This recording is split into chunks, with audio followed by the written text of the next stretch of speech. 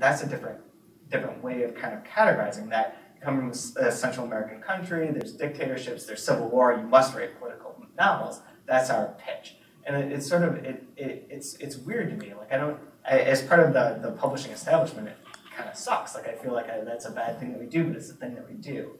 And I just wonder what you thought of like contemporary Latin American literature and its relationship to being published in translation, especially in English translation. Well, first, just to... There's a lot. To clarify, I mean, I was acquainted with Roberto Bolaño. Okay. We had very good friends, okay. like Juan Villoro, right? Yeah. Rodrigo Fresan, Javier Cercas. We met, we exchanged letters.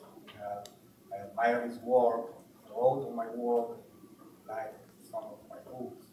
He blurbs senselessness. Yeah. Well, he wrote an article on my work before he became that famous. And he became famous. And I admire him a lot because of his books I read. It's very important to say that because it was acquaintance.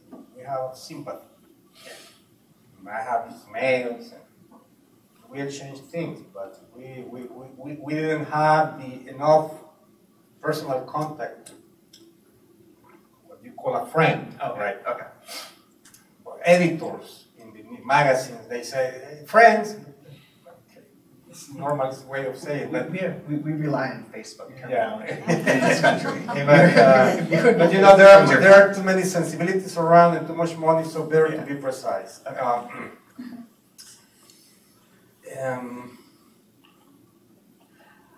I read this paper written by Sarah Pollack, an academic, and she's a friend of mine. And when I read the paper, I was very surprised because I really like her ideas. So what I did is that I took that academic paper, it's like 50 pages paper, and I wrote an article for La Nación in Buenos Aires because a friend of mine that is working there, he said to me, oh, we want to write something on Bolaño. You want to write something?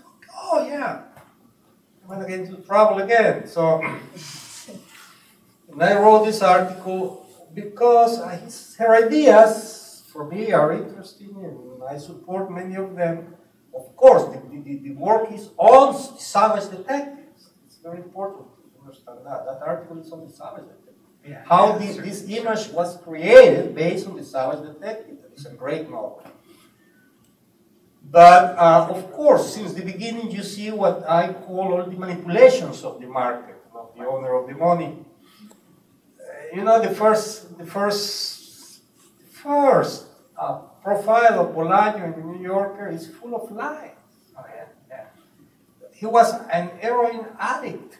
Because the guy didn't know that that was a short story. He thought that was a kind of non-fiction.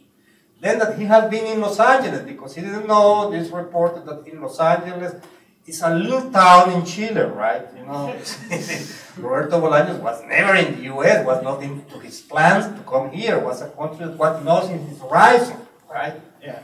It's like that, right? It was too difficult to come here. He was not able to get a visa to come here, right?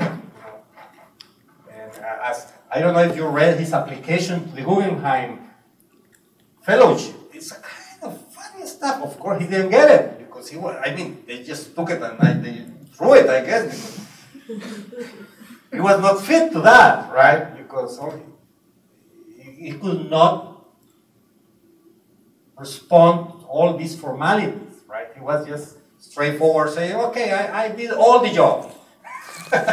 Your curriculum, I did all the jobs. So, it was like that. And it's published in Spanish, not in English, but it's published, the application, his application to the Guggenheim Fellowship. I've seen that before. Yeah. And so I was supporting these ideas, and that's why I wrote this article, because I think that Americans, because here there is no political dictatorship, but there is the dictatorship of the market, right? And the market has owners. So they brand and they give you a classification, and you are there, and if you don't fit there, then you're taken out, and you have no value, right? Right. So, and the idea that Sarah had that this brand of the Bund was completely old, right? There was a need of a new one. That's true. And there was a kind of operation. Maybe for me, sounded true. Perhaps I'm wrong, and she's wrong. But for me, it makes sense. Because when you see such a machinery moving, you say, I mean, that looks like a tank, right? That sounds like a tank, right? That is coming in. That's a tank, right? Okay, you know, it's a machinery, right? And so that has nothing to do with the quality of it, right? Yeah. That I admire a lot. And I think that it will happen the same that happened with the boom. I mean that, or perhaps not, perhaps America is living another moment, but with the boom is that once you got magical realism, once you got Garcia Marquez, everything else was lost. Yeah, yeah. And the better, I mean, some writers that are as good as Garcia Marquez, or better, according with my taste, they were translated, but no one cared about it. Why? Because once the machinery is moving, the machinery is everything, right? And you have to move there, right? It's an army, right? It's the army of the market. And so, now I read an article, you read it perhaps in another blog, saying that it could happen the same. Yeah. That all the other things that are happening in Latin American literature are not going to be read in the same way because everything will try to be classified and brand according with Roberto Bolaño. Exactly. Yeah. I think it won't be that easy. I mean, because why? Well, there are all these new publishing houses. There is a big crisis in big publishing houses too, and well, the country has changed, I guess, a little bit in that sense. And crisis creates new environment for trying to understand things. And of course, Roberto Bolaño will be the main, like when you have the main chip. Yeah. Right? That's unavoidable. It's not because of the machinery, it's because of the work he did. Right? Yeah, he was amazing. That's it. 2666 is Yeah. just mind-blowing. But yeah, it is a mess. Here, I'm gonna open this up to questions because I know we're running over. Anyone have any? Yes. In the book where you talk about the editor reading about these horrible conditions that the indigenous people survived, and you say it was not violent, but it wasn't violent for him, but there's violence implicit in what's read. What I think is possible is, and what you want to portray from what I hear, is the effect on the human condition then. But in that effect on the human condition, what you create is a historic memory.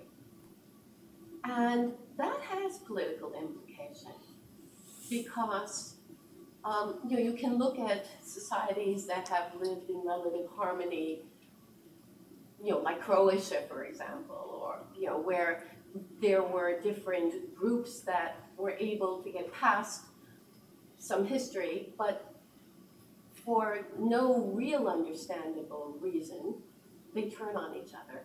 And I attribute that personally to historic memory. And so even though you may say there's no political agenda, which I believe, it could have that political impact in the future. Let me just give you a little, I agree with you, but let me give you a little bit of background in order just to understand the levels of the stuff. I mean, this book is based, these sentences that Sean mentioned are taken from a real report. And this real report was